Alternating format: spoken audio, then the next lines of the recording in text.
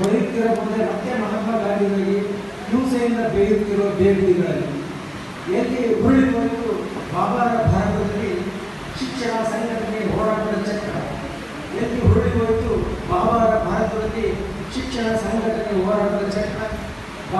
ಇನ್ನುತ್ತಿರಬಹುದೇ ಮತ್ತೆ ಬಾಬಾ ಸಾಹೇಬರಿಗಾಗಿ ಶೋಷಿತರ ಎದೆಯ ಬೇರೆ, ಮತ್ತೆ ಬಾಬಾ ಸಾಹೇಬರಿಗಾಗಿ ಶೋಷಿತರ ಎದೆಯ ಬೇರೆ. ಹೀಗೆ ಹೀಗೆ ಬಾಡಿ ಹೋಗಿರುವುದನ್ನು ಅರಳಿಸೋಣ, ಕಾಣದೇ ಹೋಗಿರುವುದನ್ನು ಕಂಡುಕೊಳ್ಳೋಣ, ಕಳೆದು ಹೋಗಿರುವುದನ್ನು ಮಳೆಯಿಸೋಣ, ಉರುಳಿ ಹೋಗಿರುವುದನ್ನು ಇಳಿಯೋಣ. ಬನ್ನಿ ನನ್ನ ಬಹುತ್ವದ ಭಾರತೀಯರೇ, ಬನ್ನಿ ನನ್ನ ಬಹುತ್ವದ ಭಾರತೀಯರೇ, ಹೋಗಿರುವುದನ್ನೆಲ್ಲ ಮಳೆಯಿಸಿ ಅರಳಿಸಿ ಹಿಡಿದು ಕಂಡುಕೊಳ್ಳೋಣ. ಮತ್ತೆ ಬಹುತ್ವದ ಭಾರತದಲ್ಲಿ ನಾವೆಲ್ಲ ಬದುಕಿ ಬಾಳೋಣ, ಮತ್ತೆ ಬಹುತ್ವದ ಭಾರತದಲ್ಲಿ ನಾವೆಲ್ಲ ಬದುಕಿ ಬಾಳೋಣ. ಸರ್ವೋದಯದ ಮನಗಳಿಂದ ನೆಮ್ಮದಿಯ ನಾಳೆಗಳಿಗಾಗಿ, ನೆಮ್ಮದಿಯ ನಾಳೆಗಳಿಗಾಗಿ. ಧನ್ಯವಾದಗಳು.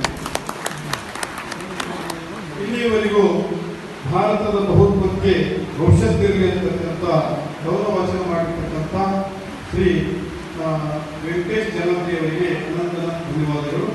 ಈಗ ಅವರು ಸಂವಿಧಾನ